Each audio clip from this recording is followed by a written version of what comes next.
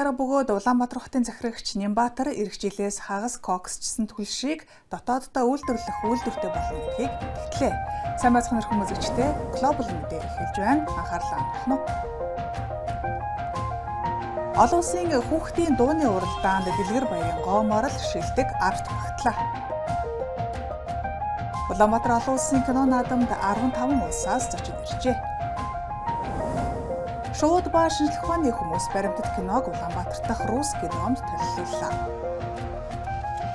Монгол улсад Фёдор Тарховын мэндэлсний 95 жилийн ойг тэмдэглэж байна. Орос Албаны улсын Москва хотно болсон бидний үе олон улсын хүүхдийн дууны уралдаанд Дэлгэр баярын гоомоор л охин шилдэг арвт багтлаа. Тэрээр финалийн гала тоглолтод гайхалтай үзүүлбэрээ толиулж үзэгчдийг байлдан дагуулж чаджээ.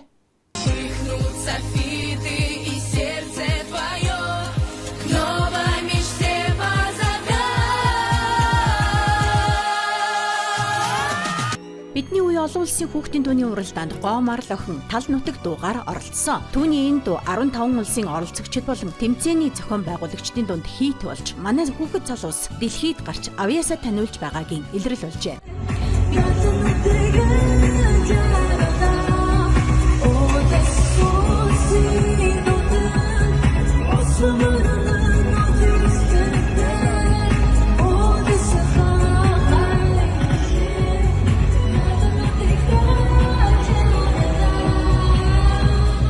Бидний үе хүүхдийн дууны уралдааныг Орос Албаны улсын ардын жүжигчин нэрт хөгжмийн зохиолч продюсер Игорь Крутой анх санаачилжээ. Өдгөө тус уралдааны нэр хүнд огцом өсөж улс орнууд оролцогчоо илгээхийг хүсдэг болсон байна. Уралдаанаас цорын ганц ялагчийг тодруулдаг нь тус уралдааны онцлог. Мөн телевизийн эфирээр шууд дамжуулж үзэгчдийн саналаар тодруулдаг нь бас нэгэн онцлог юм аа.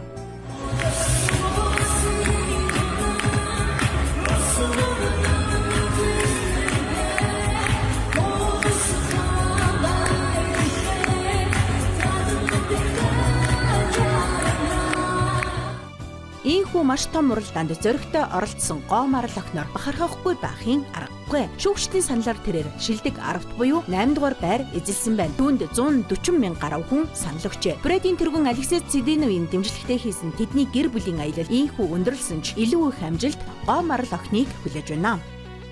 Энэ жил Улаанбаатар олон улсын кино наадамд нийт 15 улсаас зочид иржээ. Тус кино наадмын үеэр үзэгчид дотоод гадаадын 42 киног үзэх боломжтой юм. Энэхүү кино наадам 10 дугаар сарын 8-наас 15-ны өдрүүдэд зохион байгуулагдаж байна. Ice Global телевиз тус кино наадмын ялагчдын нэгийг нэвтрүүлэгтээ урьж оролцууллаа.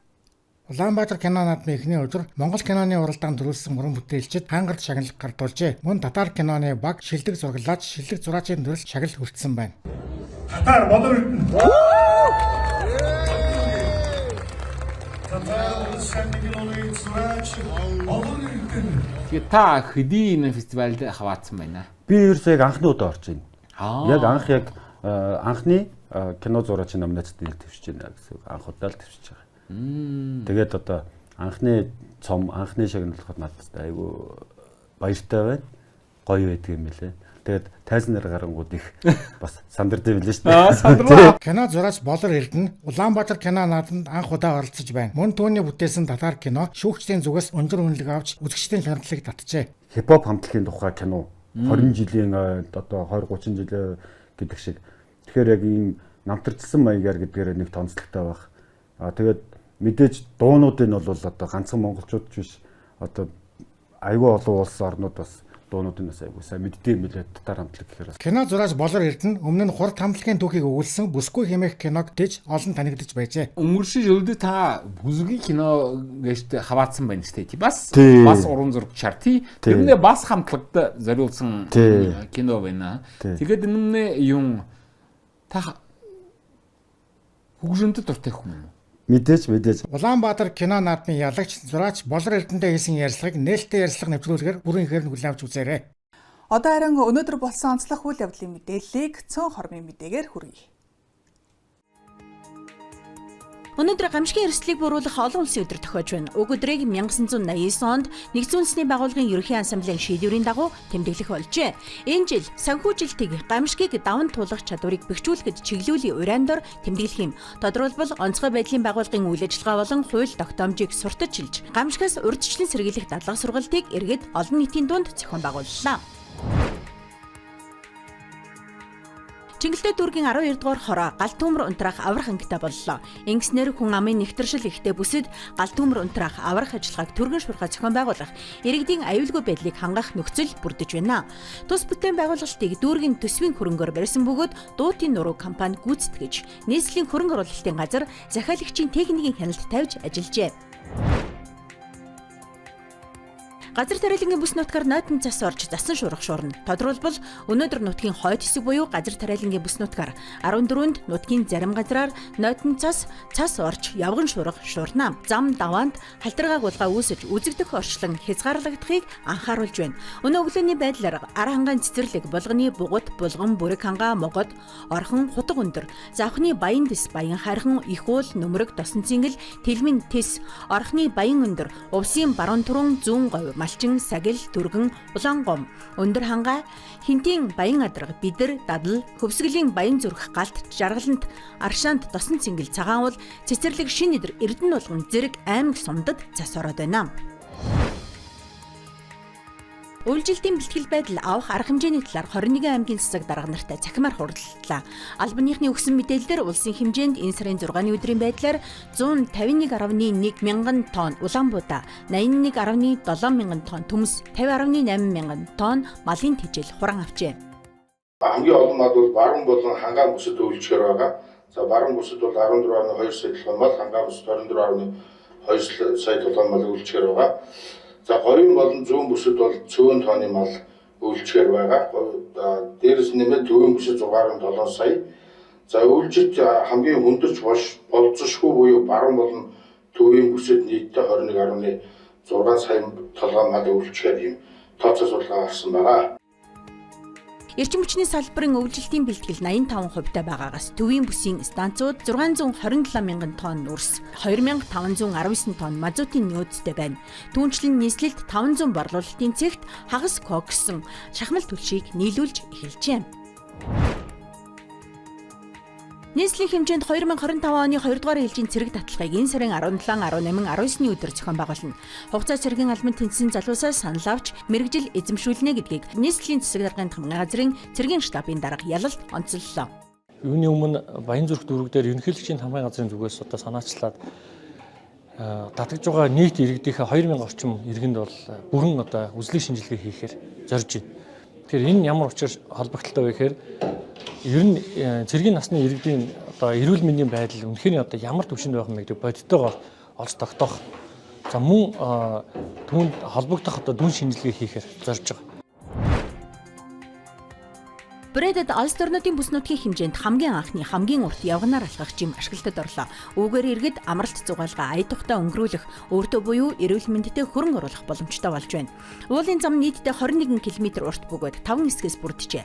Тодорхойлбол эрүүл мэндийн жим буюу ялагчийн жим нь 9.2 км, эрүүл мэндийн болоод хөгжлийн бэрхшээлтэй иргэдэд зориулсан мэрэгэн ухааны жим нь тэг зууны 9 км, эрчим хүчийн жим нь 4.9 км, залуужуулах жим нь 2.5 км, бүргэдийн уул нэртэй жим нь 3.2 км гэх мэтээр хэсэг тус бүрийг ачлалбагдлоор нэрлэж хүмүүс өөрсдийн боломжоор алхаж хүрч очих юм байна. Түүнчлэн хэсэг тус бүрт үзэж харах олон сонирхолтой зүйлсийг бүтээн байгуулжээ.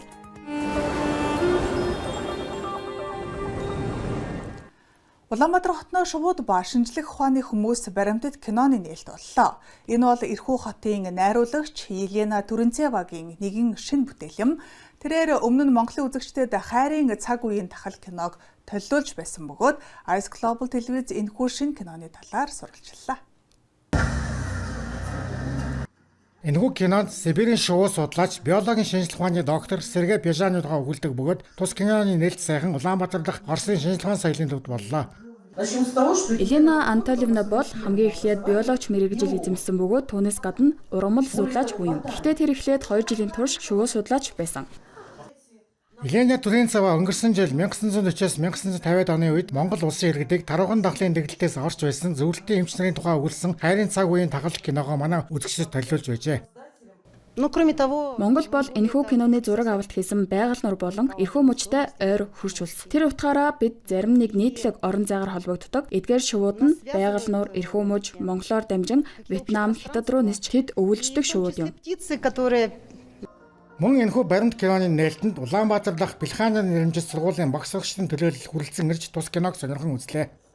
Энэ шууны баримт кино үзээд одоо чи юу гэж хамгийн гол юу гэж ойлгож авсан бэ? Хамгийн гол юм нь шуунуудыг ингэж буудаж алж судлах биш, харин өөр аргаар бас судлахыг мэдэж авсан. Би амар байгальд туртай харин тэнд амар их байгаль гарсан. Тэгээд амтанд амар хайртай. Дети учатся воспринимать. Манай сурагчид шинэ үг сурч, ярьж сурч байгаа. Заримдаа тэдэнд амархан байдагч бас хэцүү үе бий. Гисэн эдийч тэдэнд дахиц твшил ажиглаж байгаа. Иногда легко, иногда сложно, но тем не менее. Энэхүү баримт кинон өмнө хэд хэдэн кино наадамд оролцож байсан бөгөөд тус киног Орос орон даяар үзжээ. Хэрвээ та бүхэн тус киног үзхийг хүсвэл Культура.ру сайтаас үзэх боломжтой юм. Нам надо быть вместе. Миний бодлоор Орос Монгол хоёр улс байгаль дэлхийг хамгаалах, байгалыг судлах, шинжлэх ухааны судалгаа болон бүх талаар хамтран ажиллах хэрэгтэй гэж бодож байна. Во всех делах. Баддала Багдаев, Жачудаж Баттарч, Евгений Павлов, Ice Global. Фёдор Тархов бол Оросын хамгийн монгол зураач юм. Алтай нутгаас гаралтай Оросын нэрч зураач мөн хөх Тэнгэрийн орныг хоёр дахь эх орно гэж үздэг байсан юм. Өнөөдөр Монгол улсад Фёдор Тарховын мэндэлсний 95 жилийн ойг тэмдэглэж байна.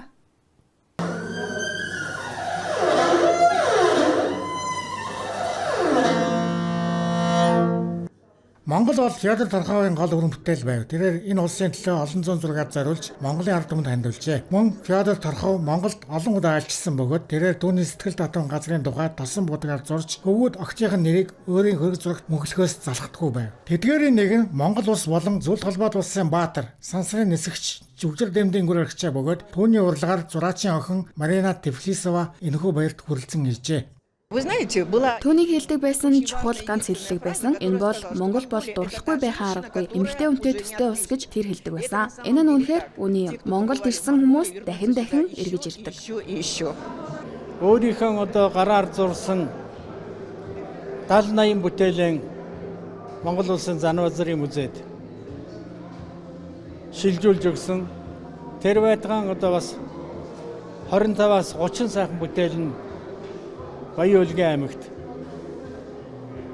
хадгалагдж байгаа. Баян-Улгийн аймгийн одоо өмч болгоод ингээд өгсөн байгаа. Фёдор Тархов уран бүтээлийн асрыг хөвийг үлдээснээс гадна манай хоёр орны соёл урлагийн харилцааг бэхжүүлэхэд ихэнх хувь нэмэр оруулсан байна. Тэрээр Зөвлөлт Монголын найрамлын нийгмийн алтай дахь салбарыг олон жил үжилджээ. Монгол бол хүн чөлөөтэй амьсгаж болох уудам сайхан улс гэдгээс өөр хэлэх сайхан үг надад олдохгүй байна. Энэ нь биднийг даллан дуудаж байдаг. Учир нь Монгол улс гайхалтай болон орчин үеийн байдлыг хослуулж байдаг орн. Улаанбаатар хотноо болсон Фёдор Тарховын уран бүтээлийн үзэсгэлэн үүний дараа түүнийг хүндэт иргэнэ болгож байсан Баян-Улгийн аймгийн төв Өлгийн хотод хүрэлцэн очино. Тэнд нэр зураачийн Баруун Монголын байгалийн сайхныг харуулсан уран бүтээлийн цуглуулга байдаг байна. Өнөөдөр зарим нутгаар нойтон цас орж шуурах төлөвтэй байна. Үзэгч та бүхэн цагаагаар мэдээллээ манай сошиал хуудасуудаас цаг тухай бүрт нь хүлээн авч хувцас тохируулан өмсөөрэй. Лав гарагт шинэ мэдээллээр уулзъя. Түр баяртай.